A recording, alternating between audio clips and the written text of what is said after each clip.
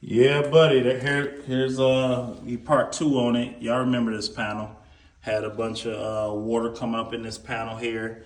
Can't even use it. It's brand new Siemens. You see all the stuff nice and shiny, but we had water was coming from here. So that's when you could tell the install wasn't done properly. He didn't even have it screwed in up here. And also too, even here, he cut some of the neutral portion. All that's supposed to be in this lug here. And then the biggest thing is this screw was not screwed down.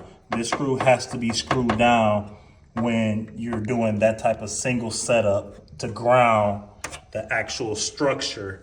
So that way, if something hot hits this by accident, say if this comes apart and touch this box, it won't short out because this grounding screw is not there. So that's a hazard in itself.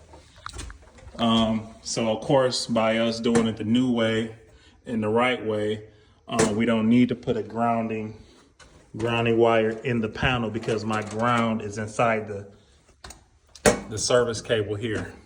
So that's upper and lower. Let's talk about it.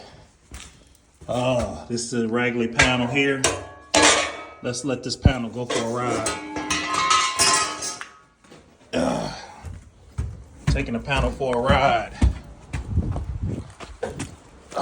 Let's see here. Oh yeah, this part two, by the way. I didn't know y'all was gonna like part one, but let's talk about it. Why you don't have Pookie and Ray Ray do your installs.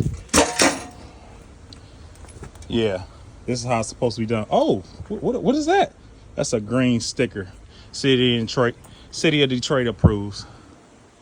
Stop playing with me. Hire the professionals. Stop playing with these scammers. It's going out for trash.